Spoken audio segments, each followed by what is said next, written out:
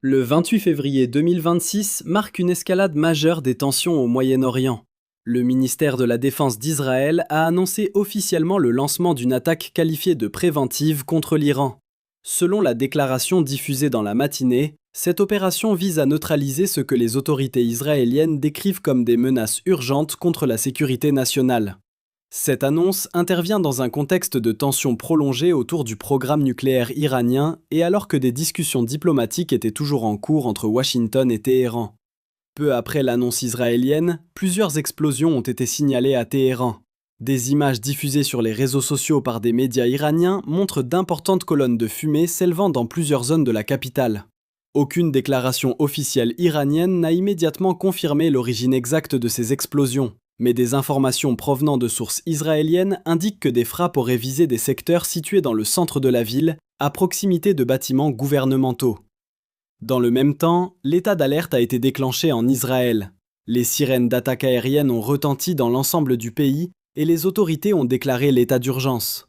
L'espace aérien israélien a été fermé et les services de sécurité ont renforcé les mesures de protection de la population civile.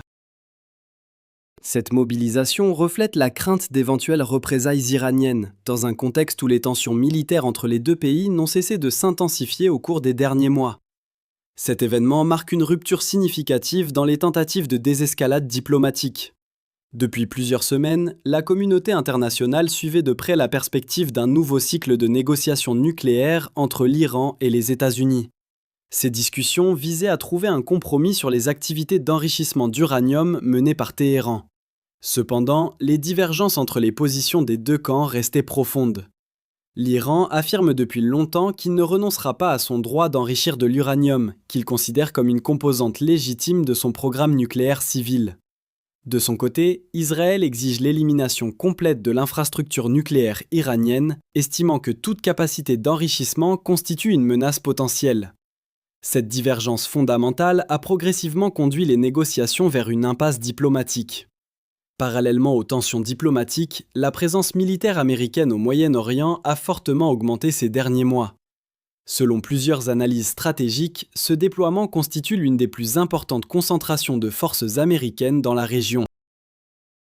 Les responsables américains présentent cette présence comme un moyen de dissuasion, destiné à stabiliser la région et à prévenir une escalade militaire. Toutefois, pour Téhéran et certains acteurs régionaux, cette accumulation de moyens militaires est perçue comme une pression directe.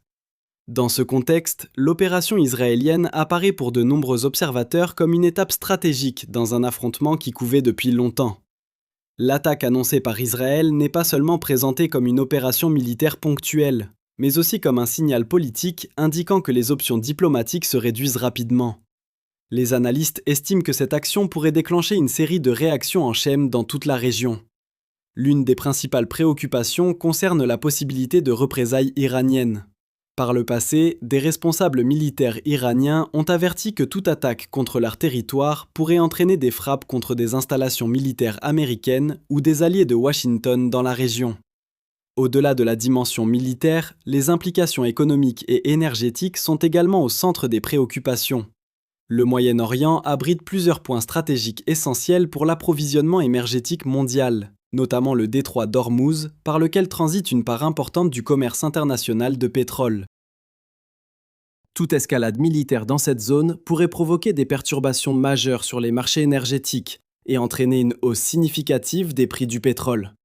La situation actuelle est également influencée par les évolutions internes en Iran.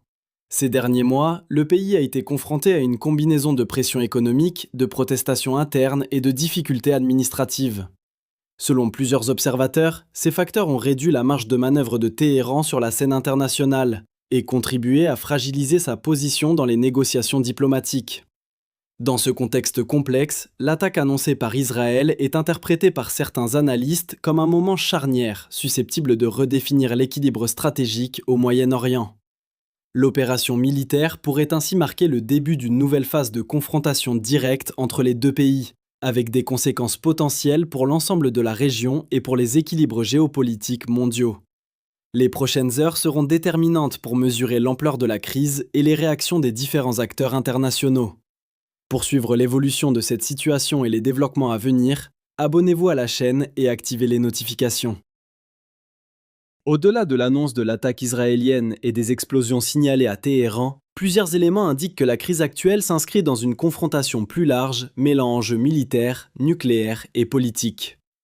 Les discussions diplomatiques entre l'Iran et les États-Unis sur le programme nucléaire iranien étaient déjà dans une impasse lorsque l'opération israélienne a été rendue publique. Les positions des deux camps restaient profondément opposées, ce qui a progressivement réduit les possibilités d'un compromis. Selon les éléments évoqués dans les discussions récentes, l'Iran proposait de limiter son enrichissement d'uranium à un niveau de 3,6%. Téhéran se disait également prêt à suspendre l'enrichissement à un niveau permettant la fabrication d'armes nucléaires pendant une période de 7 ans. Dans cette proposition, l'Iran envisageait de conserver le stock d'uranium déjà enrichi à 60%, tout en évoquant la possibilité d'en réduire le volume. Cette approche visait à maintenir une partie de l'infrastructure nucléaire existante tout en offrant des garanties temporaires aux négociateurs internationaux. Les demandes formulées par les États-Unis étaient nettement plus strictes. Washington exigeait la destruction complète de 3 installations nucléaires majeures situées à Fordo, Natanz et Ispahan. Les autorités américaines demandaient également que l'ensemble de l'uranium enrichi détenu par l'Iran soit remis ou éliminé. Dans cette proposition, il n'était pas prévu de période de transition limitée dans le temps. Les restrictions sur les activités nucléaires iraniennes devaient rester en place de manière durable et sans échéance clairement définie. Un autre point central du désaccord concernait la capacité d'enrichissement elle-même. L'Iran insistait pour conserver le droit d'enrichir l'uranium sur son territoire, affirmant que cette activité est nécessaire pour la production d'énergie nucléaire civile. Les États-Unis, pour leur part, demandaient l'abandon complet de toute capacité d'enrichissement. Dans le schéma proposé par Washington, l'Iran pourrait conserver des réacteurs nucléaires mais devrait importer le combustible nécessaire à leur fonctionnement. La question des sanctions économiques constituait également un point de blocage majeur. Téhéran souhaitait la levée immédiate de la majorité des sanctions internationales dès la conclusion d'un accord. Les États-Unis, au contraire, proposaient un processus progressif dans lequel les sanctions seraient levées étape par étape en fonction du respect des engagements nucléaires par l'Iran. Ces divergences sur le calendrier et les conditions de levée des sanctions ont contribué à accentuer la méfiance entre les deux parties. Dans ce contexte de tensions diplomatiques, plusieurs déclarations publiques ont mis en évidence la méfiance persistante des autorités américaines concernant les capacités nucléaires iraniennes. Des responsables américains ont expliqué que la principale inquiétude concerne l'existence d'infrastructures capables d'enrichir l'uranium. Selon eux, la technologie utilisée pour produire du combustible nucléaire civil peut également être utilisée, avec un niveau d'enrichissement plus élevé, pour produire du matériau destiné à des armes nucléaires. Cette inquiétude est liée notamment au niveau d'enrichissement atteint par l'Iran. Le combustible destiné à l'énergie nucléaire nécessite généralement un enrichissement compris entre 3 et 5%. En revanche, l'uranium destiné à une arme nucléaire nécessite un enrichissement d'environ 90%. Les responsables américains affirment que le passage d'un enrichissement civil à un enrichissement militaire repose sur des procédés techniques similaires, notamment l'utilisation de centrifugeuses pour augmenter progressivement la pureté de l'uranium. Selon ces analyses, si un pays possède déjà des centrifugeuses capables d'enrichir l'uranium, il dispose de la base technique permettant d'augmenter progressivement le niveau d'enrichissement. Ce processus peut prendre du temps, mais il repose sur la même infrastructure industrielle. C'est cette possibilité qui motive la demande américaine d'une suppression totale de la capacité d'enrichissement. Parallèlement à ces tensions diplomatiques, des informations concernant la situation interne en Iran ont également attiré l'attention. Lors d'une intervention relayée par les médias d'État iraniens, un responsable lié au corps des gardiens de la révolution islamique a évoqué des enquêtes internes concernant des membres soupçonnés de sympathiser avec des mouvements de protestation. Selon ces déclarations, des avertissements auraient été envoyés à environ 13 000 personnes soupçonnées d'activités jugées problématiques par les autorités. Au cours de ces opérations de sécurité, les autorités auraient également procédé à la confiscation d'un nombre important d'armes détenues sans autorisation. Selon les informations évoquées, entre 1000 et 2000 armes auraient été saisies. Environ 50 personnes auraient été arrêtées pour des accusations de collaboration directe avec le Mossad, le service de renseignement israélien. D'autres individus auraient été interpellés pour avoir participé à des réunions préparatoires liées à d'éventuelles manifestations. Ces déclarations officielles indiquent que les autorités iraniennes surveillent de près les signes de contestation interne au moment où la tension internationale augmente. Les responsables évoquent des individus qui auraient estimé que le régime pourrait entrer dans une phase de fragilisation et qui auraient tenté d'organiser des actions en prévision d'un mouvement de révolte.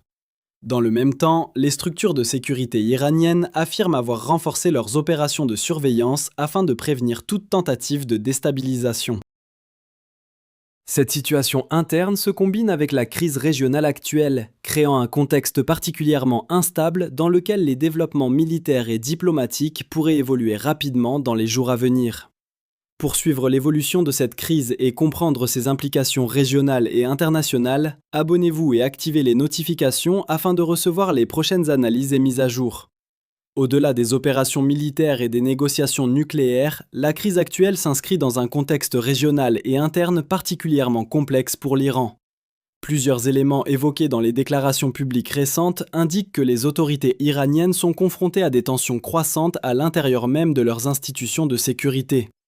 Ces développements sont considérés par certains analystes comme un facteur supplémentaire d'instabilité dans une période déjà marquée par une confrontation stratégique avec Israël et des pressions diplomatiques internationales. Lors d'une intervention relayée par les médias d'État iraniens, un responsable lié au corps des gardiens de la révolution islamique a reconnu que des enquêtes internes avaient été menées au sein de différentes structures de sécurité.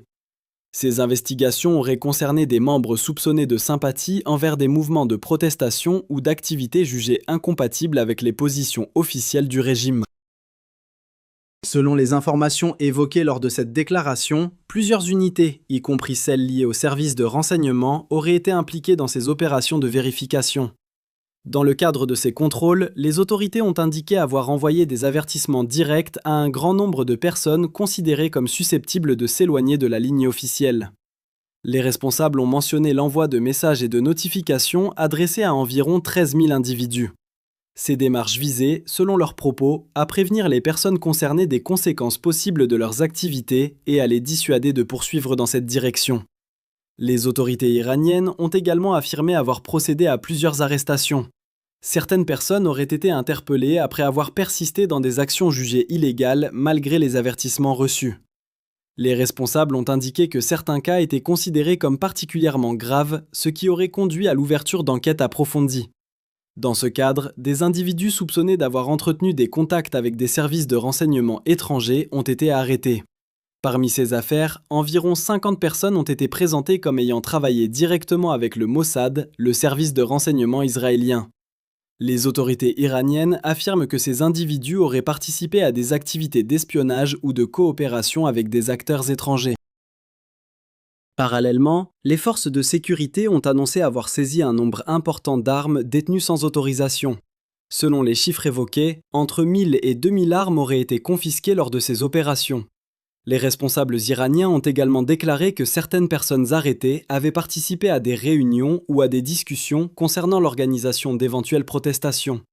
Selon les autorités, ces individus auraient estimé que le pays se trouvait dans une phase de fragilisation politique et auraient commencé à planifier des actions futures. Les services de sécurité affirment avoir procédé à ces arrestations avant que ces initiatives ne puissent se concrétiser. Ces déclarations officielles interviennent dans un contexte où la situation intérieure iranienne est décrite comme fragile par plusieurs observateurs. Les pressions économiques liées aux sanctions internationales, les difficultés administratives et les mouvements de protestation survenus ces dernières années ont contribué à créer un climat de tension dans le pays. Cette situation réduit la marge de manœuvre du gouvernement iranien au moment où la confrontation avec Israël et les États-Unis s'intensifie. La crise actuelle possède également une dimension régionale importante. Des déclarations attribuées à un membre du mouvement Hezbollah indiquent que l'organisation ne répondrait pas automatiquement à une action militaire américaine contre l'Iran, sauf dans un scénario spécifique impliquant directement le guide suprême de la République islamique. Cette position suggère que certains acteurs alliés de Téhéran pourraient adopter une approche plus prudente face à une éventuelle escalade militaire. Cette situation souligne la complexité des alliances et des équilibres de pouvoir au Moyen-Orient. Depuis plusieurs années, l'Iran a investi d'importantes ressources financières et militaires dans le soutien à différents groupes alliés dans la région. Cependant, les réactions de ces acteurs face à une confrontation directe entre l'Iran et ses adversaires restent difficiles à prévoir. Dans l'ensemble, les développements récents montrent que la crise dépasse largement le cadre d'un affrontement bilatéral. Elle implique des enjeux stratégiques liés au programme nucléaire iranien, aux équilibres militaires régionaux et à la sécurité énergétique mondiale. Les tensions actuelles pourraient influencer non seulement la situation au Moyen-Orient, mais aussi les marchés internationaux et les relations diplomatiques entre grandes puissances. Les prochains développements dépendront des décisions prises par les différents acteurs impliqués, notamment les réactions de l'Iran, les initiatives diplomatiques internationales et l'évolution de la situation sécuritaire sur le terrain. Dans ce contexte, la communauté internationale suit de près les événements afin d'évaluer les risques d'une escalade plus large. Pour suivre l'évolution de cette crise et recevoir les prochaines analyses et informations, abonnez-vous à la chaîne et activez